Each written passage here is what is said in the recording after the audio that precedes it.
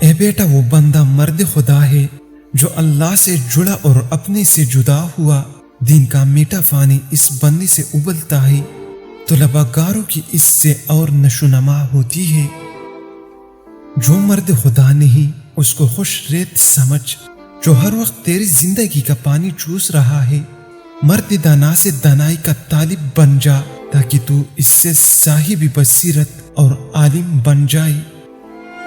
دانائی کا طالب دانائی کا چشمہ بن جاتا ہے، وہ تحصیل علم اور سبیبی ظاہری سے بے نیاز ہو جاتا ہے۔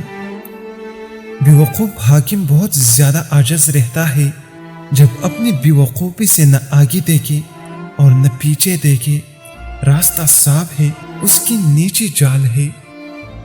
جو بندہ سستی کی وجہ سے بے شکر اور بے صبر رہتا ہے، وہ سمجھتا ہے کہ اس نے جبر کا پایا تاما ہے۔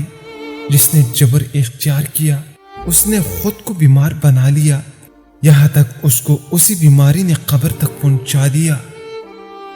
جبر کیا ہے؟ ٹوٹی ہوئی کو باندھنا یا ٹوٹی رگ کو جوڑنا۔ جب تو نے اس راہ میں اپنے پاؤں کو نہیں توڑا ہے تو کس پر ہنستا ہے؟ پاؤں کو کیوں باندھا ہے؟ جس نے کوشش کی اور اپنے پاؤں کو توڑا اس کے لیے براق پہنچا اور وہ سوار ہوا اور کامیاب ہوا۔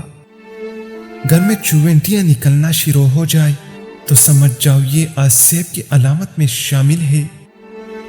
جب تیرا قلم ہوا کا ہے اور دفتر پانی کا ہے تو جو کچھ بھی لکھے گا وہ جلد پناہ ہو جائے گا۔ وہ نقش پر آب ہے، اگر تو اس سے وفا چاہے گا تو اپنے ہاتھ کو کاٹتا ہوا پشیمان واپس لوٹے گا۔ انسانوں میں ہوا، خواہش اور آرزو ہے۔ جب تو نے خواہش کو ترک کیا بس یہی اللہ کا پیغام ہے۔